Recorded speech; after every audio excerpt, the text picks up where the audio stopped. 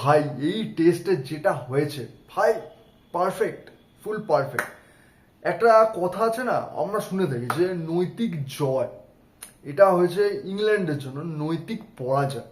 ভাই ওরা লাস্টে যেভাবে ফ্রাস্ট্রেটেড হয়ে যেভাবে মানে একটা সিচুয়েশন বলে না যে হাত পা বাঁধা, মানে আমি চেয়েও কিছু করতে পারছি না, সেই সিচুয়েশনে লেভেল ফাড়ু ভাই ফাড়ু। ওই সিচুয়েশনে ভাই বেন স্টোক একদিক থেকে পুশ করিয়ে যাচ্ছে, জায়গাটাকে পুশ করে যাচ্ছে যে ডিক্লেয়ার করো ডিক্লেয়ার। ওই যে একটা জিনিস বলি, প্রথম তো ভাই ওদের ইগো হার্ট হয়েছে যে ওরা জানে ভাই আমাদের জেতা ম্যাচ একদম মানে কোনো ব্যাপার না, আমাদের এই ম্যাচ নিয়ে ভাববো। সেই জায়গায় ওদের ভাই ম্যাচটা আদৌ আমরা সেকেন্ড ব্যাটিং করতে পারবো তো? আর যদিও বা দিয়ে দেয় ইন্ডিয়ার সেকেন্ড ব্যাটিং, আমরা জিতবো কি? এই ম্যাচটা তো মানে জেতা ম্যাচ ড্র হয়ে যাও, ঠিক আছে? এবার সেটা তো কোনোভাবে আটকাতে পারছে না, কারণ ইন্ডিয়া ব্যাটিং ছাড়ছে না। সো তার ফলে যে ফ্রাস্ট্রেশনটা হচ্ছে সেটা তো বার করতে হবে। সেটা কিভাবে করবে না, ভাই এই দুটো ব্যাটসম্যানের আমরা সেঞ্চুরি হতে দেবো না, এটাই আমাদের নৈতিক জয়, ঠিক আছে? ম্যাচ তো জিততে পারলাম না, এটা আমাদের নৈতিক জয়। ভাই ওইটা করার জন্য ফুল ডেসপারেট। শুধু বেন স্টোকস না, বেন স্টোকস, বেন ডেকেট, ওদিকে তোমার Brook, Harry Brook, plus Zak Crawley, সবাই ভাই চারিদিক থেকে একটা যেটা সবাই দেখে মেনলি জাডেজাকেই ঘিরে দাঁড়িয়েছে, মানে সুন্দরকে কেউ কিছু বলেনি, ঠিক আছে? ভাই ওই মোমেন্টটা লেভেলের ভাই। ওই ভাই মানে মনে হতে পারে অবভিয়াসলি ভাই এরা সামান্য ম্যাচ তো ড্র হয়েছে না, এই যে সবাই ভেবেছিল যে ভাই ইন্ডিয়ার তো ম্যাচটা জেতা উচিত, ঠিক আছে? এই মানে ম্যাচ স্টার্ট হওয়ার আগে, মানে ফিফথ ডে না, মানে পুরো ম্যাচটাই স্টার্ট হওয়ার আগে, মানে ফার্স্ট দিনের আগে, ঠিক আছে? তখন যে ভেবেছিল তাহলে জিততে পারেনি, ড্র করেছে, ঠিক আছে? সেখানে ভাই এত সেলিব্রেট করে না ভাই, ব্যাপারটা সেটা না। ড্রর এক আলাদা মজা আছে। ড্র যে টিম হারে তার কাছে এটা জেতার সমান, কারণ সে হেরে যাচ্ছিল সেখান থেকে হারাটাকে আটকে দিচ্ছে। হ্যাঁ জিততে পারিনি, হারা আটকে দিচ্ছে। যে জিতে যাচ্ছিল সে হারেনি, কিন্তু হারাতেও পারেনি, সে নিজেও জিততে পারেনি, ম্যাচ ড্র, ঠিক আছে? আর এমনিও টেস্ট ক্রিকেটে ভাই বহুত দিন হয়ে গেছে যে প্রপার কোনো 5 দিন ম্যাচ চলে ড্র হয়নি। যা ড্র ম্যাচ হয় বৃষ্টির জন্য ড্র ম্যাচ, এরা হয় না। বাট লেভেলে ম্যাচ হয়েছে। সো ভাই ক্লাইম্যাক্সের প্রশংসা বহুত হলো, ঠিক আছে? তো ম্যাচটা নিয়ে একটু ভাই আলোচনা করি। একটা জিনিস ভাই আমি বলবো ভাই অবভিয়াসলি, যে মানে থার্ড মানে টেস্টে, ঠিক আছে, আর ফার্স্ট টেস্টেও মানে ইন্ডিয়ার ব্যাটিং দেখে একটু তো লাগছিল, যে কনফিডেন্সটা ফার্স্ট দুটো টেস্টে এসেছিল সেই কনফিডেন্সটা একটু লাগছিল ভাই। এটা কি হচ্ছে ভাই, এরকম ব্যাটিং কোলাপস, এটা একটু ছিল, একটা ধাক্কা ছিল। বাট আনএক্সপেক্টেড কাজ তো ওই ফোর্থ ইনিংস হয়েছে, যেখানে মানে 2 উইকেট 0 রানে, তাও ফার্স্ট ওভার কমপ্লিট হওয়ার আগে। ভাই একটা জিনিস আমি এখানে তারপরে আসছি, আমি একটা জিনিস বলবো ভাই, সুদর্শন, আমি এটা তো বলছি না যে ভাই আমি চাই যে সুদর্শনকে বার করে দাও 3 নম্বর থেকে, না। বাট ব্যাপারটা মানে ভাই সুদর্শন আমার মনে হয় কি, একটা জিনিস বলবো, অবভিয়াসলি ভালো প্লেয়ার, বাট টেস্ট খেলার মতো না, অতটা ম্যাচিওর না আমার মনে হয় এখনো অব্দি। T20 বলো বা ওদিকে ওডিআই বলো, এগুলো আমি নো ডাউট আমার মনে হয় ভাই খুব ভালো খেলে দেয়, বাট টেস্ট খেলার জন্য না স্কিলের চেয়ে বড় একটা ম্যাচিউরিটি বা গেম সেন্স লাগে। আমার মনে হয় ওটা এখনো সুদর্শনের ভেতরে অতটা ভালো নেই, আমার যেটা সেটা মনে হয়, ঠিক আছে? কারণ সেকেন্ড ইনিংসে ওই আউটটা ভাই খুব বাজে হয়েছে, আর ফার্স্ট ইনিংসে ও একটা স্ট্যাবলিশ ব্যাটসম্যান, এইখান দিয়ে এই শট চালানো, ওটা ভাই বাজে, আউটটা খুবই বাজে হচ্ছে, ঠিক আছে? ম্যাচ যাই খেলবো আমি সেটা ছেড়ে দিলাম, আউটটা খুব বাজে হচ্ছে। তো যাই হোক, মানে 3 নম্বর নিয়ে ভাই একটা তো চিন্তা থাকছে, ঠিক আছে? কারণ আরো সেরকম কিছু পারফরমেন্স দিতে পারেনি, সুদর্শনও মানে খেলার মধ্যে ম্যাচুরিটি নেই, এবং বাকি আর কে আছে 3 নম্বরে খেলা? তোমার বলা যায় ওই অভিমন্যু, ও বেচারা প্রতি সিরিজে এনে বসিয়ে বসিয়ে বাড়ি দেয়, এরকম চলে। সো ওই প্লেয়ারটাকে যদি দেখে, বাট আমার জানি না ভাই, আমি নিজেও কনফিউজ এটা নিয়ে কি বলা উচিত, ঠিক আছে? কে কখন খেলে দেবে সেটাও বোঝা যায় না, প্লাস 3 জনকে দেওয়া যায়, ঠিক আছে? কারণ ভাই অ্যাজ আ স্কিল দিক থেকে দেখতে গেলে সুদর্শন ভালো, মানে ভালো খেলে অ্যাজ আ স্কিল হিসেবে, কারণ ডোমেস্টিকে ফাটিয়ে খেলে এসছে, অভিমন্যু ডোমেস্টিকে ফাটিয়ে খেলে। সো এটা একটা একটু চিন্তার বিষয়, বা জানি না এইটা নিয়ে বিসিসিআই কি নেবে, আমি নিজেও কনফিউজ, ঠিক আছে। সো তারপরে 0-2 হওয়ার পরে ভাই ওই জায়গাটা রাহুল আর গিল ভাই, মানে রাহুল ভাই আলাগই ভাই, সিনিয়র প্লেয়ার যেরকম খেলে দলের, দেখতে গেলে সিনিয়রই তো। আমার যতদূর মনে পড়ে জাডেজা রাহুলই আছে যারা সবচেয়ে বেশি পুরনো টেস্ট, ঠিক আছে। সো সেখানে রাহুল ভাই অ্যাজ আ সিনিয়রের মতো পুরো দায়িত্ব নিয়ে খেলা, ধরে খেলা। আর ওদিকে গিল ভাই, গিল না মানে মেল ইগো বলে না, ইগোতে এসে গেছিল এই সিরিজটা। ভাই সবাই প্রশ্ন তুলছে, এ করছে ভাই খেলতে পারবে কিনা, এ করবে কিনা, কতদূর কি করতে হবে, এত কিছু মধ্যেও গিল নিজেকে প্রমাণ করার জন্য এ করছে। ভাই ব্যাটিং গিল তো অসাধারণ করছে, অলরেডি 4টে ম্যাচে 722 রান হয়ে গেছে গিলের, ঠিক আছে।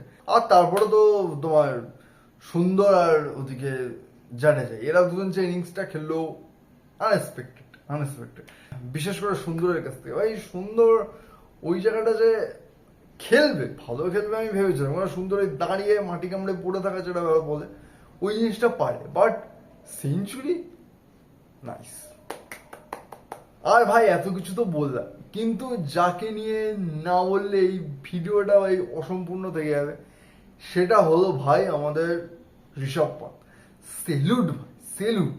হয়তো ভাই আইপিএলও মানে ভিডিও দেখে আসতে বলো, তো আমিও বলেছি ভাই আইপিএল এর টাইমে ভাই খেলতে পারছে না, কি করছে না করছে, আমি বলেছি ভাই, আমি মানে ডিসএগ্রি করছি না, কিন্তু ভাই একটা জিনিস তো আমি বলবো ভাই, পান্তের ভেতর একটা জিনিস আছে যে ভাই যাই হয়ে যাক আমি গিভ আপ করবো না, আমি হারবো না, যাই হয়ে যাক। ভাই টেস্টে তুমি দেখেছো ভাই, এই টেস্টে ফার্স্টে ঋষভ পান্ত ভাই তো পায়ে চোট লাগলো, তারপরে আবার ব্যাট করতে নামলো, কারণ ভাই পরের টেস্টের জন্য ও বেরিয়ে যাক, যাই হয়ে যাক, মানে এরকম মাইন্ডসেট এই টেস্টে তো আছেই, আমাকেও নামতে হবে ব্যাটিং করতে। সো আমি নামবো, যে করে হোক ব্যাটিংটা তো আমি করবো, তার জন্য যা করতে হবে করবো। যদি সেকেন্ড ইনিংস এমন পজিশন আসতো যে ঋষভ পান্তকে ব্যাট করতে নামতো, ঋষভ পান্ত নামতো ভাই, প্লেয়ার মানে সেই প্লেয়ারটা তোমার ব্যাট করে হসপিটালে গেছে, হসপিটালে গিয়ে একটা মানে কি হলো, একটা ব্যালেন্স দেওয়ার জন্য বা প্রাথমিক চিকিৎসা এটাকে বলে, একটা করে যা হোক একটা সলিউশন করে আবার নেমেছে, জাস্ট ওই একটা ইনিংসে মানে এসছিল মাঠে, নামিনি, মাঠে এসছিল, দরকার পড়লে সেখানেও নামতো। ভাই সেলুট ভাই, সেলুট, নেক্সট লেভেল ভাই। আমি মানে জাস্ট এই জিনিসটা দেখে ভাই আমার ঋষভ পান্তের প্রতি রেসপেক্ট হাই হয়ে গেল। প্লাস এ তো বলতে গেলে ঋষভ পান্ত এখন অনেক ছোট ঋষভ পান্ত মৃত্যুর হাত থেকে ভাই চলে এসছে, এটা তো কিছুই না সেখানে ঋষভ পান্তের কাছে না। সো এই 4টে টেস্ট ম্যাচ হওয়ার পরে ভাই একটা কথা আমি বলবো, ফার্স্ট অফ অল আমার মনে হয় আমি অ্যাজ আ ফ্যান যেটা আমি করেছি, ইন্ডিয়ান্স বাকি ফ্যান্সদেরও ওটা করা উচিত, যে এটা একটা নতুন টিম, দুটো সিনিয়র প্লেয়ার বেরিয়ে গেছে, নতুন টিম, একটা ট্রানজিশন পিরিয়ড চলছে, সেখানে এক্সপেকটেশন রাখাই উচিত না ভাই। মানে 5টা ম্যাচ হওয়ার আগে, সিরিজ স্টার্ট হওয়ার আগে ম্যাডাম মাইন্ডসেট এরকম রাখা উচিত যে হ্যাঁ ভাই আমি মানে দেখছি আমার দল খেলতে হবে, আমি দেখবো, সাপোর্ট করবো অবভিয়াসলি, বাট নো এক্সপেকটেশন যে হ্যাঁ বিশাল ফাটি দেবে, বিশাল কিছু করবে, করা উচিতই না ভাই। ট্রানজিশন পিরিয়ড কুছ ভি হো সকতে, যা কিছু হতে পারে, ঠিক আছে। সো সেটার জন্য প্লাস একটা জিনিস বলবো, ফার্স্ট ম্যাচটা যেটা মেবি হয়তো ইন্ডিয়া জেতার ছিল, ঠিক আছে, ওখানে মনে হচ্ছিল না সাফিসিয়েন্ট রান আছে তোমার ডিফেন্ড করার জন্য, হুট করে একদম মানে রান চেস করে একেবারে কেউই কিছু বুঝতে পারলো না, এটাই বলা যায়। তা সেকেন্ড ম্যাচ তো জিতলো, থার্ড ম্যাচটা ওরকম জেতা ম্যাচ, তাও শেষে অনেক টেনে ছিল, ট্রাই করেও হলো না, ঠিক আছে, এটাও একটা মানে জেতা ম্যাচ বলা যায়, ঠিক আছে। এই ম্যাচটা আমি বলবো না কোনো জায়গাতেই আমাদের জেতার মতো ছিল, আমাদের যেটুকুনি ম্যাক্সিমাম পসিবিলিটিস ছিল ড্র করার আমরা সেরকম করেছি। বাকি আর লাস্ট ম্যাচ বাকি আছে, একটা জিনিস তো হয় শিওরিটি হয়ে গেল, ইন্ডিয়া অ্যাটলিস্ট কাপ পাচ্ছে না বা সিরিজ জিতছে না আর কি, ঠিক আছে। সো বাকি দেখা যাক মানে ড্র করা যায় কিনা, 2-2 করা যায় কিনা, সেটাও একটা বড় প্রাপ্য হবে, ঠিক আছে। ট্রানজিশন পিরিয়ড দল গিয়ে সিনা কান্ট্রিতে এরম পারফরমেন্স করে এসছে, ভালো, অবভিয়াসলি ভালো। আর অ্যাট দ্য লাস্ট আমি কিছু চেঞ্জেস আমি চাইবো। ফার্স্ট কথা তো 3 নাম্বারটা নিয়ে আমি আগে বললাম যে আমি নিজেও কনফিউজ ভাই 3 নম্বরে কি করা উচিত। ঠিক আছে, ফার্স্ট অফ অল এটা। সেকেন্ড, ব্যাটিং অর্ডার সব ঠিকঠাকই আছে। একটা জিনিস, কুলদীপকে আমি ঢোকানো নিয়ে ভাবছিলাম, বাট এ তো ভালো পারফরমেন্স করে দিল, মানে সুন্দর। তা সুন্দরকে রেখে জানি না ভাই, কুলদীপকে ঢোকালে ভালো হতো, বাট জায়গা নেই, বলা যায় জায়গা নেই। আর একটা জিনিস যেটা ফাস্ট বোলিং এর ক্ষেত্রে বলবো, ভাই বুমরা না থাকলে একটা জিনিস আমি দেখেছি, বুমরা না থাকলে সবাই নিজের দায়িত্ব বা নিজের কাজটা ভাগ করে নেয়, যে আমার এরকম কাজ বা আমার এতটা ইনপুট দেওয়ার আছে, ঠিক আছে টিমের। বুমরা আসলে হয় সবাই রিল্যাক্সড হয়েছে, আর বুমরা যদি পারফরমেন্সে হয় তো ব্যাস পুরো ইউনিটি ধসে গেল, বোলিং ইউনিট, এরকম একটা কেস হয়েছে। সো ওই জিনিসটা তো ভাই ইমপ্রুভ করতে পারে। ওটা আজকের প্রবলেম না ভাই, এই সিরিজের প্রবলেম না, ওটা ভাই বহুত দিন জবে থেকে বলা যায় উমেশ যাদব, ঈশান্ত শর্মা, শামি, এদের যে ফেসটা গেছে, অবশ্য শামি আবার আসবে এত ফিরে, এই যে ফেসটা গেছে এর পরে এই যে নতুন বোলারদেরকে নিয়ে বিগত 1-1.5 বছরে এই জিনিসটা ভাই খুবই হচ্ছে। আর যদি ওদিকে লাস্ট ডেবিউ ফাস্ট বোলারকে নিয়ে বলা যায় ভাই, কম্বোজ, ঠিক আছে নামটা আমার আনশুল কম্বোজ, হ্যাঁ আনশুল কম্বোজ, ওই প্লেয়ারটা ভাই আশা করেছিলাম, কারণ ও ইন্ডিয়ার যে প্র্যাকটিস ম্যাচটা ওখানে ভালো খেলেছিল, ডোমেস্টিকও ভালো খেলে, সো ওর কাছ থেকে আমার এক্সপেকটেশন তো ছিল। বাট সেরকম কিছু, মানে ফার্স্ট উইকেটটা ও নিয়েছিল ভালো, বাট গতি নেই প্লেয়ারটার, একটি সমস্যা যে গতি নেই। সো ইমপ্রুভ করতে হবে। লাস্ট ম্যাচটা অ্যাটলিস্ট উচিত ভাই জিতে, অ্যাটলিস্ট 2-2 করো, ওদেরকেও জিততে দিও না।